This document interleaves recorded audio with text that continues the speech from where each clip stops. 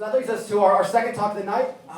It is the deep state's plot against Matt Gaetz. It could also be the anatomy of a smear, because one of the things that I want to highlight is that this is really an issue much larger than the congressman from Pensacola, Niceville. It is a much larger issue with corruption in American politics.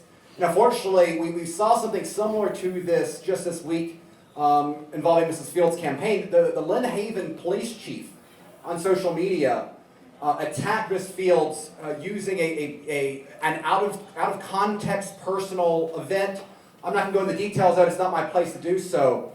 But it was something having to do with a police incident in the past, not in Lynn Haven. And here you had the Lynn Haven police chief speaking about an incident which he has no personal knowledge of, and implying that because of this, Ms. Fields should be not considered as a candidate. Now, having someone, and now again, if you're a police chief, I would venture to say that it's probably not great, particularly in an area like Lynn Haven, when there is such deep, well-deserved public trust issues, to be getting involved in a political race. You need to have that office higher than politics. But fine, he has a right as an American to have a political opinion. If he wants to put a sign in his yard. However, for him to use that position and speak as from a position of authority, involving this on something that he has no direct knowledge of, leaving out context for the specific goal of personal destruction for certain political ends, that is something we cannot tolerate here in Bay County. That is what has led us to so many of the problems we have in this abuse of the position. So I'll be representing the Bay County Republican Party at the next Lynn Haven meeting. Hopefully we will have some new Republicans on the dais. But we cannot tolerate this. We are the party of law and order, but that also depends upon people in those positions of law and order to act responsibly.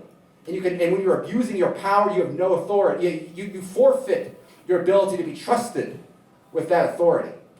And again, unfortunately, this is something that's become way too mainstream in American politics. Again, it is as true at the local level as it is in the swamp in D.C., which is my lead-in to the next talk.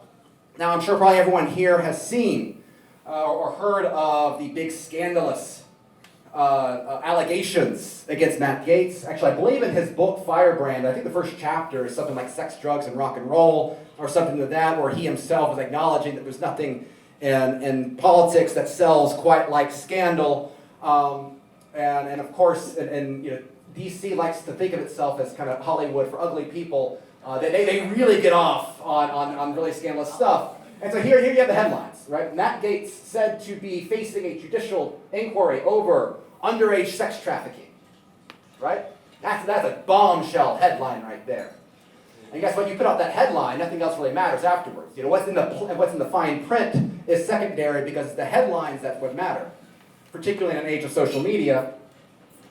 What was interesting is that just a few days later, this is the New York Times, a few days later, the Daily Beast, certainly no right-wing publication. I mean, it employs some of genuinely the worst people in America. Molly John Foss is a deplorable human being, one of the chief editors of the Daily Beast. This headline, again, very scandalous headline, right? Accused sex trafficker. You look at the details, and I'm not expecting you to read it, but I'm just trying to show my work here. In it, it says, the Daily Beast is not sharing the nickname of the alleged victim because the teenager had only turned 18 less than 6 months before. Now, regardless of what your opinion is on someone of Matt Gaetz' stature or dating an 18-year-old, let's acknowledge that an 18-year-old involved with Matt Gaetz is not this headline. That's not this headline, right? We're now talking about two very different things from the press, again, less than a week apart. Now, the real issue here, so then, new headline, new scandal. Matt Gaetz now accused of sharing photos of women with his colleagues. Now, again, this is not necessarily good behavior. We're going to touch back on this a little bit in a second. But this is also, again, not the headline of Matt Gaetz, underage sex trafficker, right? This is not Matt Gaetz, Jeffrey Epstein's apprentice. This is Matt Gaetz acting perhaps in an unprofessional manner. Now, what's interesting about this is from Politico, came out a couple weeks after that. This was brought up, and the girl involved said, "This is the best I will ever look in my life." And her friend said, "This is not revenge porn, this is what she likes," okay? Not here to judge this behavior, right? But, again, quite different than, hey, Matt Gaetz, a satanic pedophile, right? What's also interesting about this, and I'm pointing this out just to kind of show how some of the dirtbags really involved in politics. Earlier, a few years ago, we had Katie Hill, a California congresswoman. She had her own revenge porn scandal. In this situation, it was her and her husband actually brought in a staffer, an intern, someone that she had power over, right? Not quite president intern, but congresswoman intern, kind of, definitely, if we're told that sexual harassment is really about power differences there, well, that applies. Matt Gaetz came to her defense. This is a Democrat. This is a far-left California Democrat, Matt Gaetz, out there, saying, hey, look, let's get along. This is just absurd. The only person who seems to have a gripe is Miss Katie Hill's soon-to-be ex. Who among us would look perfect if every ex linked every photograph? Kate isn't being investigated by ethics or maligned by anyone because she hurt anyone. It is because she is different. So again, he was taken up defending a Democrat for this issue. Now, how does she respond? Well, guess what? She did not come to Matt Gaetz's defense. Oh, my ex-friend Matt Gaetz. Yeah, this is deplorable.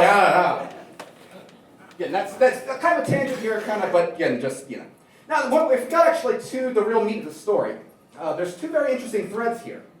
This guy's Joel Greenberg. At one point, I was very excited because he followed me on Twitter. Did not know any better. In reality, as many in Florida politics didn't, he was a rising star. He was the tax collector of Seminole County. He was actually very close to Chuck Perdue. Chuck Perdue and him were both talking about, several years ago, updating tax collection offices for like cryptocurrencies and things like that. Greenberg was the first one to do it, but Chuck Perdue was right there with them. They were very close. Not that he was involved in anything there, but basically this guy's a scumbag. Okay, this guy was brought up on charges of sex trafficking, of printing underage IDs, of all sorts of just really I'm going to point out some of the headlines here later. But the initial charge, it's all sorts of stuff. So this guy gets arrested. Now, unfortunately for Matt Gaetz, he was also, again, a friend of Matt Gaetz. Here's him hanging out, Roger Stone. Looked like he'd have a good time, I'm sure.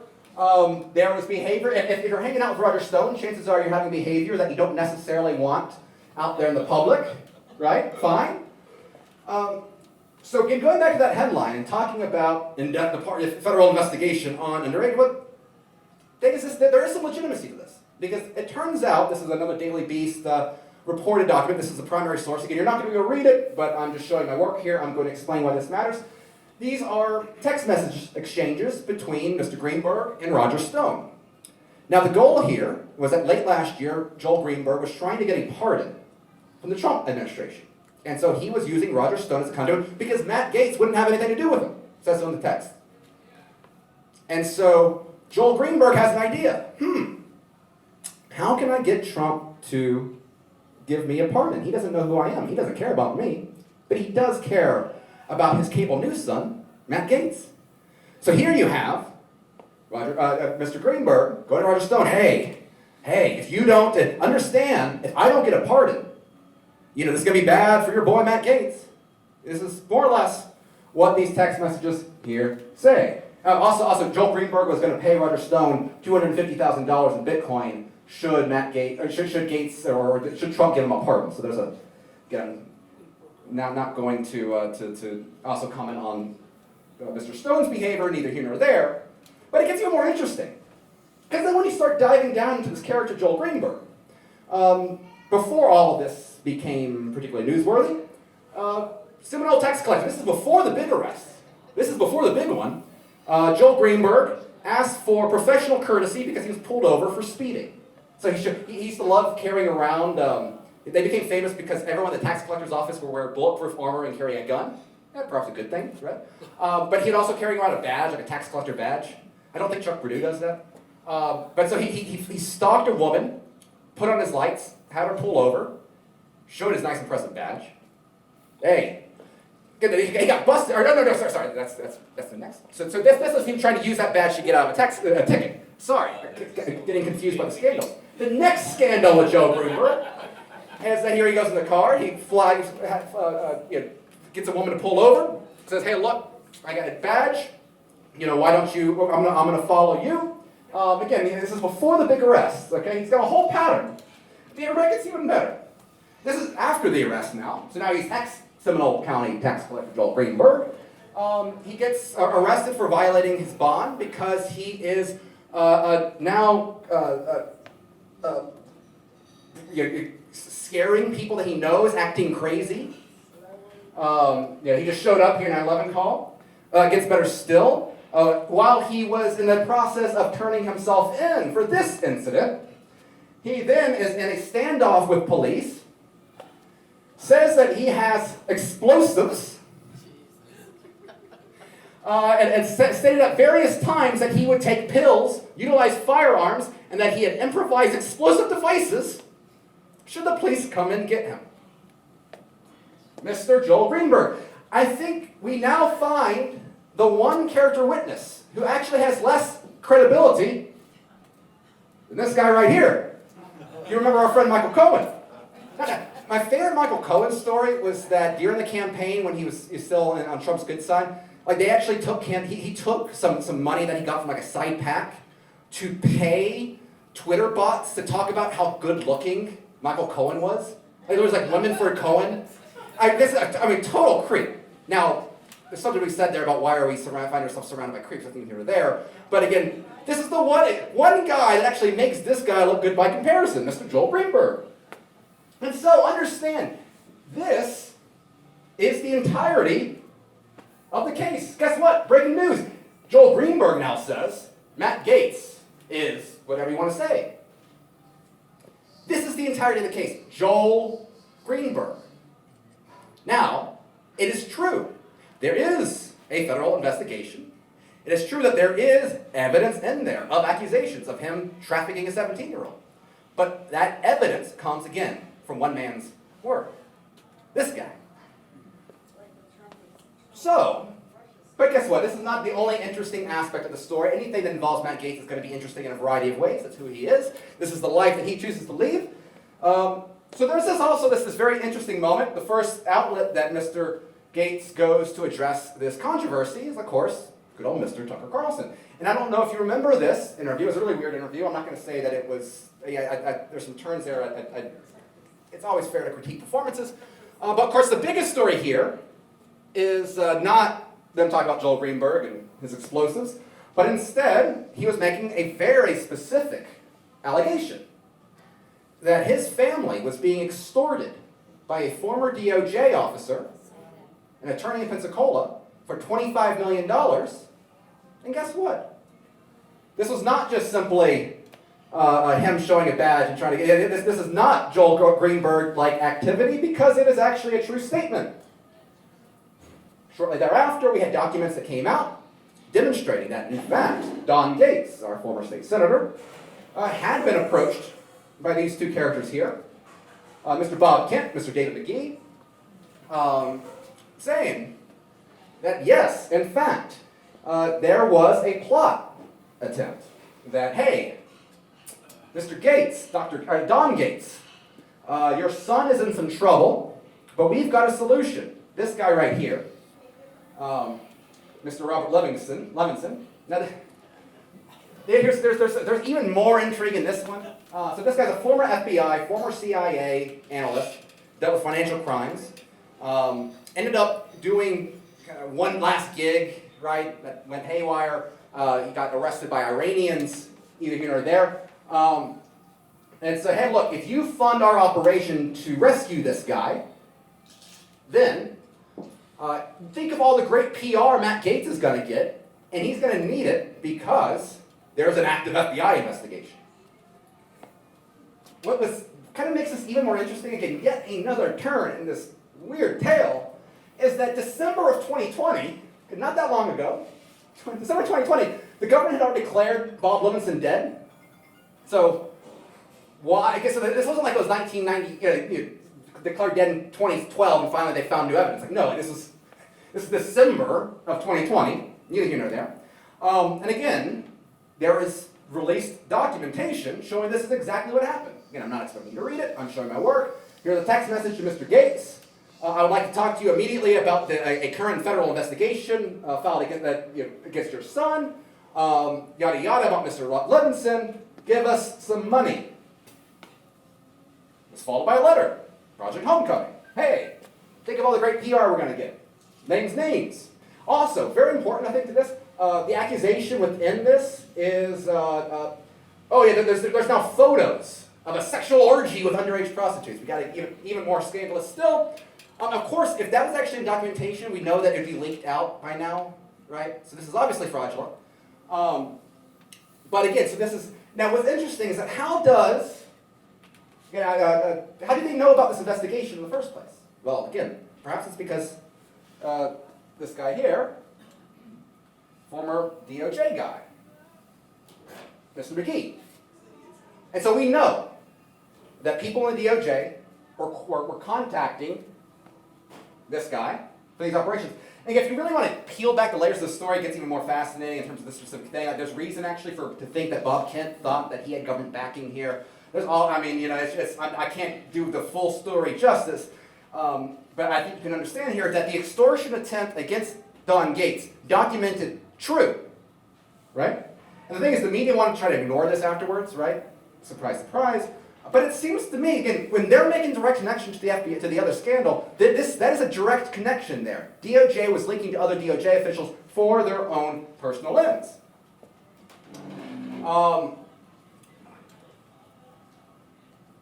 So this is from an American Conservative article. We're just mentioning the fact that, Bob Kent had received $75,000 from the State Department during this whole thing. So again, money was exchanged from the deep state to Bob Kent during this entire thing.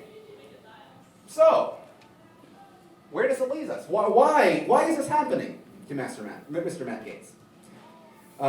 Again, we now have identified that the substance of this argument involves a very shady, perhaps mentally unwell person, and that their entire case against them depends upon believing this man's testimony. And I have no doubt that the accusations that come up from Mr. Greenberg are going to be as even more fantastic than the life that Mr. Greenberg's already lived.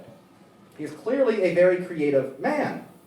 But the thing is, Matt Gaetz is not simply a victim of being friends with the wrong guy. The problem is that he made himself a very specific target because of very specific positions that he has taken throughout his relatively short but quite meaningful congressional career. Remember, of course, that Matt Gaetz was one of the most ferocious interrogators during the Clinton email scandal and the abuse of power by the FBI, the attempted coup by the FBI to remove Trump before the election in 2016, right?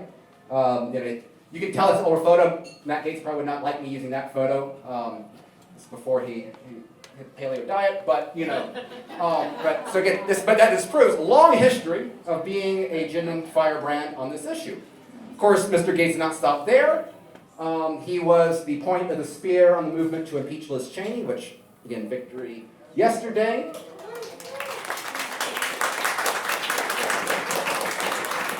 The problem is that Liz Cheney was not simply third in command of the Republican House caucus. She is a very specific person. She is a Cheney.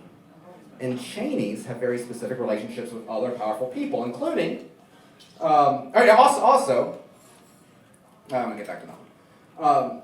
So, a couple months ago, you had this big op-ed with all these former defense secretaries saying that, Trump's the biggest threat to democracy since the British invaded and burnt out Washington in 1812. Liz Cheney was the one that organized all the defense secretaries. Because of her father, she's got deep ties to all the intelligence agencies, all the defense contractors, et cetera, et cetera, et cetera. It turns out Liz Cheney's genuine constituency in Washington was not the people of Wyoming, who are going to throw her out in 2022. very good. She's been rightly condemned by her own party there. Liz Cheney's constituency is the deep state. No one in the Republican caucus in Congress is more of a mouthpiece for the complex built around arms manufacturing, quite like Liz Cheney. Also hurting Matt Gaetz is that a lot of other Republicans don't like Matt Gaetz because he calls them out on their BS. He makes a lot of Republican congressmen look bad. How often have you seen Matt Gaetz on television and said, man, I wish I had a representative like that? Now, I'm not going to say ill will to Dr. Dunn, but there are, imagine if we had Adam Kinzinger as our congressman, right? How many Republicans in Adam Kinzinger's district wish they had Matt Gaetz rather than Adam Kinzinger, right? And so they don't like that. No one likes being shown up by this kid from the redneck Riviera that now, in his first term, he's in the pocket. He's on speed dial with President Trump. That doesn't happen to any freshman. He was the most powerful freshman congressman in recent history because he understood how to resonate with Republican voters. They don't like, people in power do not like to have their loyalty challenged. Now this is where things get really interesting.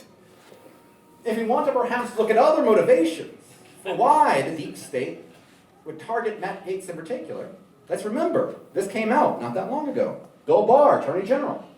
And it's a shame because Bill Barr had some great hearing performances. He loved giving the stink eye to Democrats. He loved, he had this great sort of kind of dismissal of some of the investigations over the handling of protesters in D.C. He plays a mean bagpipe. I don't know if you've seen his bagpipe music. I mean, fantastic. The problem is he's a swamp guy. Okay, he was an Attorney General for George H.W. Bush. He's a career D.C. man. Very talented man, very smart man, but he's a D.C. man. And guess what? D.C. men do not like people like Matt Gaetz. And here, this case is very interesting. Our federal attorney that represented this district, named missing at the moment, but he was the one that led all the investigations, the FBI corruption probes and things like that. So it's our guy. He, because he's from Pensacola or that area, Matt Gaetz and him had a pre-existing relationship. After the 2018 election in Florida, our federal prosecutor wanted to take an active role in investigating voter fraud in 2018. Now let me ask you, if we had started investigating voter fraud seriously in 2018, do you think we would have had all the same problems that we had in 2020? Probably not. Now, when Matt Gaetz mentions this to Donald Trump mentions this to Bill Barr. And Bill Barr drops an F-bomb. And yet he blows up completely, he calls up our district attorney and says, never talk to Matt Gaetz again. Yada, yada, yada. The same Bill Barr, of course, said there's actually nothing wrong with the 2020 election. I'm sure he's on the up and up there. So again, we now have various motives. We now have looked at the evidence. We can see the strength and the integrity of the word that they're relied upon. What's also important to understand, though, is that this is nothing unique to Matt Gaetz. We have seen this playbook used time and time again throughout history. He's just lucky he's not JFK. But of course, this is not the only time we've seen this, right? This is the same exact thing they did. The selective leaks of scandalous information that they then follow up with retractions later on in the journal and publications, right? We saw this obviously with Donald Trump. We can think of very curious tapes that were alleged. We can think about, Trump has a secret button in his office that directly connects to Moscow. We can think about, time and time again, they leak evidence, they set the story, they frame the narrative, and it's true, it's technically true. There is someone who's gone to federal authorities alleging something really, really bad, only for it to be found out to have nothing there. We saw this with Trump. We also saw it with Mr. Kavanaugh, of course, right? Same exact smear. Last second, embarrassing allegation, can't be defended, right? And we also saw, dare I say, in the Alabama Senate race, not that long ago, right? Mr. Judge Roy Moore. And this is just like the last, 4 years? Okay, we can go back time and time again. You disrupt the ship, you challenge the real power, and they will do everything they can to tear you down. It is true in D.C., it is true in the state of Florida, and as we saw this week, it is true even in Little Lynn Haven. Yeah, but we can get rid of D.C. You're going there. Now, luckily, the thing is this, is that they've now done their hardest to take down Matt Gaetz. We'll see if there's anything else comes out.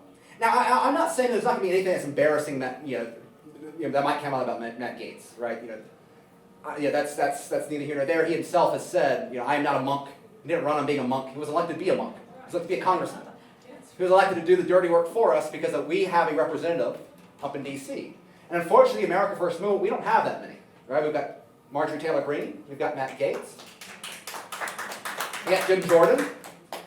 All of which have stood by Matt Gaetz' side on this. We have Rand Paul in the Senate. All right, took down Fauci, good. Yeah, that's called him out on that one. And so this is exciting. So again, if he, when he survives this, and he's not going away. He just hired some new staff last week. He's not going away. They're going on tour. But it's important. We must stand with Matt Gaetz because if we allow, Governor Cuomo is not going anywhere. Right? Bob Mendez, a senator from New Jersey. You want to talk to someone? No accusations have been made actually by victims to Matt Gaetz. There were accusations of underage sex trafficking with Senator Bob Mendez of New Jersey. We just don't talk about it. I wonder why.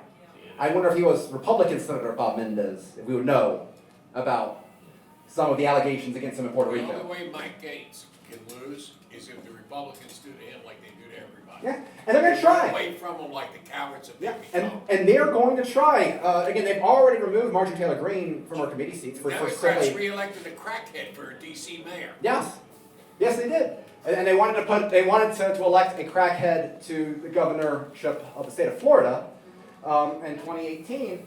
But again, so Republicans are really, really good at knocking out those that really disrupt the ship. Meanwhile, Ilhan Omar and some of the others, they're never going to face discipline for any of the statements that they've said. It's only Republicans that try to impose on themselves because ultimately there's too many Republicans in Congress that care a lot more for the corporate donors that Matt Gaetz does not take the money from. They care a lot more about them.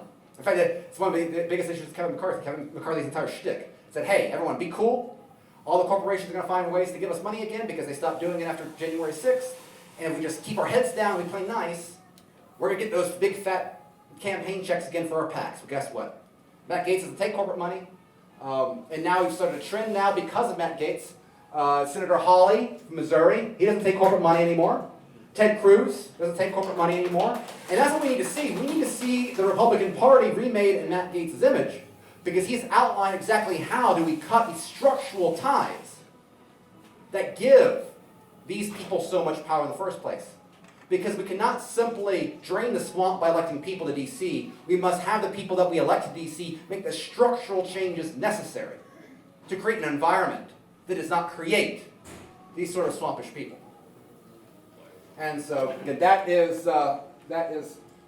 concludes the Matt Gaetz portion of tonight's show. If you guys have any questions, I'm happy to answer any more questions that I know. Again, there's some interesting things, Livingston stuff that I'm not going to go into.